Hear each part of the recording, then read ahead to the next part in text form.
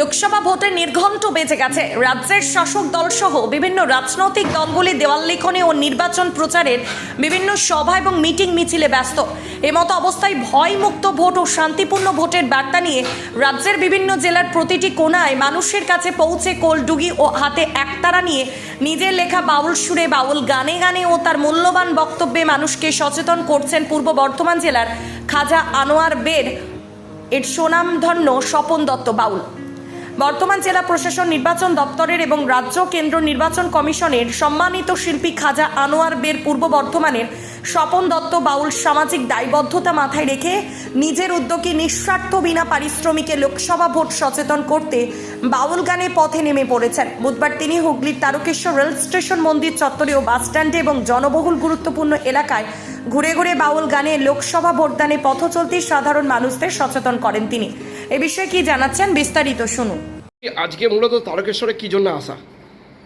দেখুন, 2024-এ Lok Sabha vote declare হয়ে গেছে। তো ভোট ডিক্লেয়ার হয়ে যাওয়ার সঙ্গে সঙ্গে প্রার্থী ঠিক হয়ে গেছে। আমি কিন্তু পথে নেমে পড়েছি। আমি বর্ধমান জেলায় করেছি, বাঁকুড়া জেলায় করেছি, আজকে হুগলি জেলায় তারকেশ্বরে এসেছি যে মানুষ যেন নির্ভয়ে ভোট দেয়, নিজের ভোট নিজে দেয়।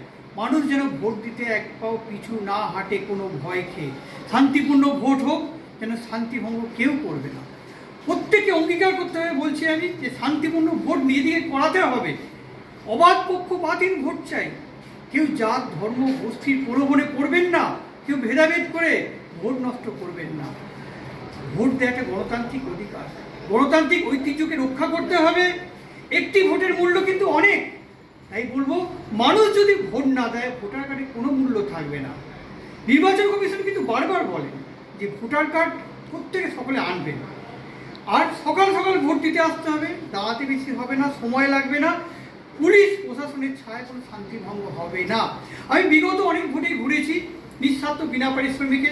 জানেন আপনারা, আমি কেন্দ্র এবং রাজ্য নির্বাচন কমিশনের একমাত্র সম্মানিত শিল্পী হয়ে আমি নিঃস্বার্থ বিনা পারিশ্রমিকে সামাজিক দায়বদ্ধতা মাথায় রেখে আমি রাজ্যের জেলায় জেলায় পাহাড় থেকে সমতলে ঘুরে বেড়াই, একটি কারণে যে নিজের ভোট মানুষ নিজে দিক। কারণ আগে অনেক পঞ্চায়েত ভোটে আমি দেখেছি প্রচুর অশান্তি হয়েছে। আমি ভাঙড় গেছি, দেগঙ্গা গেছি, আমি ক্যানিং গেছি, আমি আপনার বাসন্তী গেছি, সব জায়গাতেই আমি শান্তির বার্তা দিয়ে এসেছি। তাই আমি হুগলি জেলায় এলাম তারকেশ্বরে, যে প্রত্যেক মানুষ নিজের ভোট নিজে দেবেন। নিঃস্বার্থভাবে আমি বলছি, আপনারা শান্তিপূর্ণ ভোট দিন, শান্তি ভঙ্গ করবেন না। আমার নাম স্বপন দত্ত বাবু, পূর্ব বর্ধমান। সারাদিনে আপনার এলাকার খবর দেখতে আমাদের বাংলা দিশা ডিজিটাল ফেসবুক ও ইউটিউব পেজটি লাইক করে রাখুন এক্ষুনি। আপনারা দেখছেন আমার বাংলার নতুন দিশা, বাংলা দিশা।